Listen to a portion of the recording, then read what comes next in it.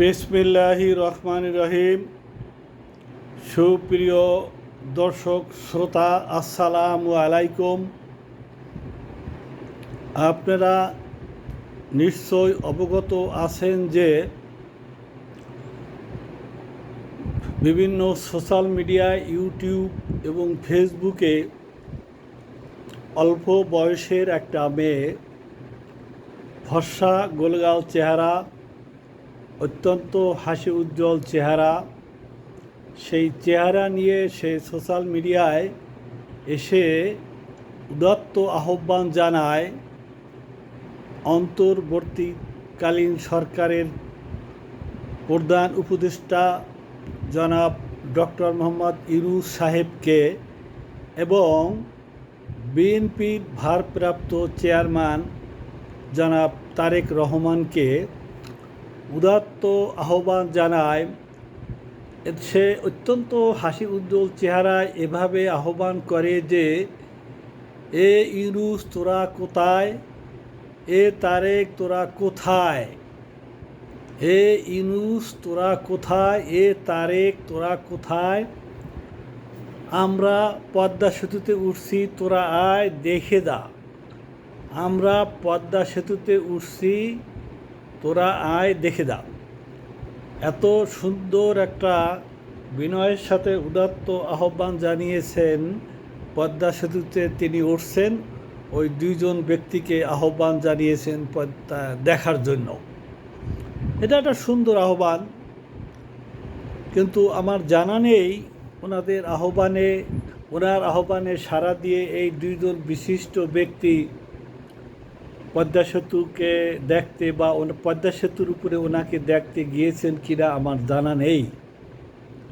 যদি গিয়ে থাকেন তবে বেশ ভালো কথা, আর না গিয়ে থাকেন তাহলে ওনাকে দেখতে যাবেন কিনা বা ওনাকে যে কোনোভাবে ওনার সাথে সাক্ষাৎ করা যায় কিনা, এরকম একটা উদ্যোগ নেবেন কিনা, এটা আমাদের আসলে জানার বিষয়। তবে ব্যক্তিগতভাবে আমাকে তো আহ্বান করে নাই এবং করবেও না। তো আমি যদি কনফার্ম হতে পারি যে উনি পদ্মা সেতুতে আছেন, তবে হয়তো আমি গিয়ে ওনার সাথে একটু দেখা করতে পারি।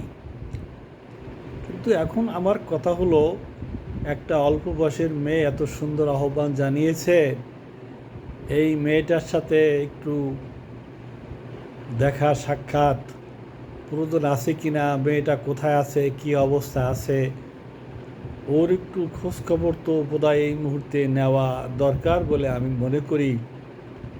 তা না হলে জাতি তো একেবারেই কোণঠাসা হয়ে যাবে, একেবারেই কোণঠাসা হয়ে যাবে জাতি। ওই মেয়েটা কার, কোথাকার মেয়ে, কিভাবে ওর এই সৎ সাহস হলো, ও নিজের উদ্যোগে এটা করেছে না ওকে কেউ পরামর্শ দিয়ে এই পথে এনেছে, আমার জানা নেই।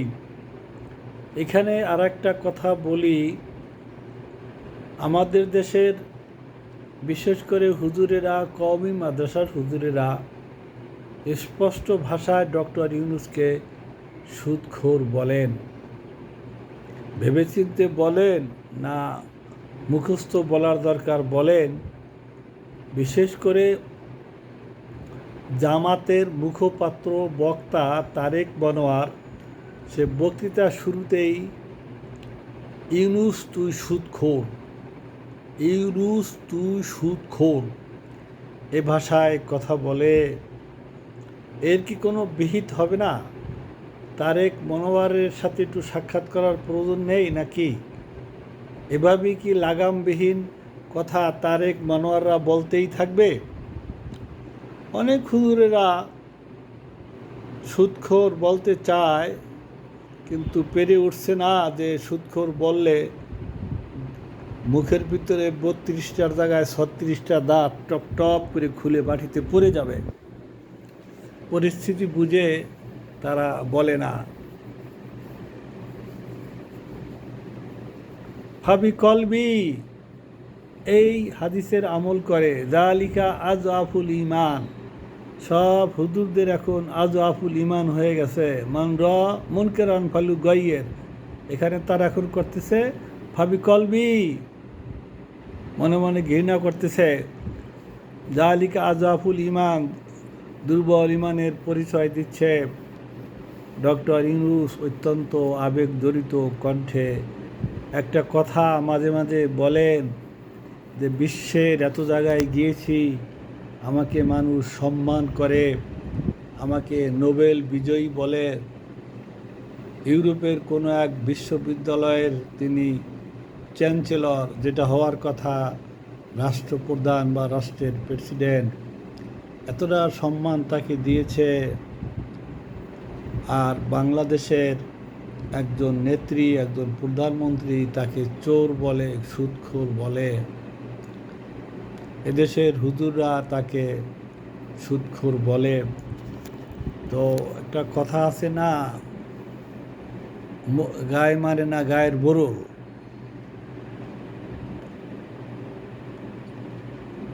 গায়ের বরল মানে না গ্রামের লোকেরা। যাই হোক, এরকম কি যেন একটা ভাষা আছে।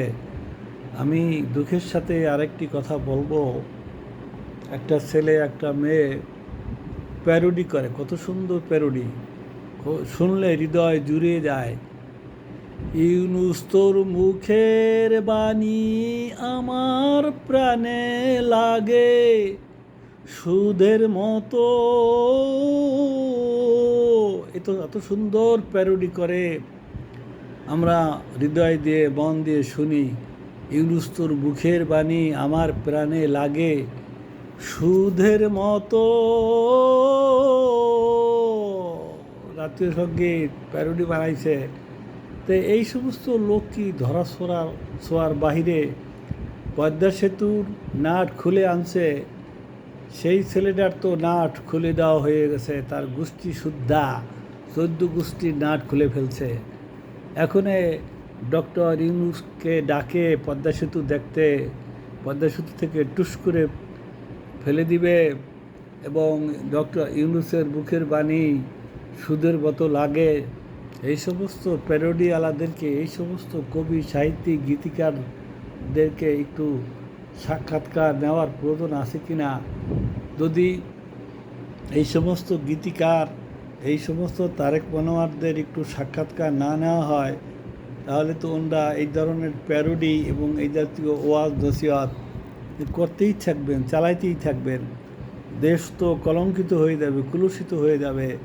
একই জায়গায় দুই ধরনের স্লোগান যা শোনা যায় না। আমি তাই দেশবাসীর প্রতি অনুরোধ রাখব, না জেনে না বুঝে অযথা কাউকে হেয় করার চেষ্টা করবেন না। মানুষকে সম্মান দিয়ে কথা বলার চেষ্টা করবেন, যার যার যোগ্যতা অনুযায়ী তাকে সম্মান দিবেন। আর প্রশাসনকে বলবো যে এই যেই মেয়েটা আহ্বান জানিয়েছে পদ্মা সেতুতে ওঠার জন্য, আর যেই তারেক মনোয়ার ইউনূস তুই সুদখোর, আর যেই ছেলেটা মেয়েটা সঙ্গীত রচনা করেছে ইউনূস তোর মুখের বাণী আমার প্রাণে লাগে সুদের মতো, এই সমস্ত গীতিকারদের একটু সাক্ষাৎকার না করলে ওনারা তো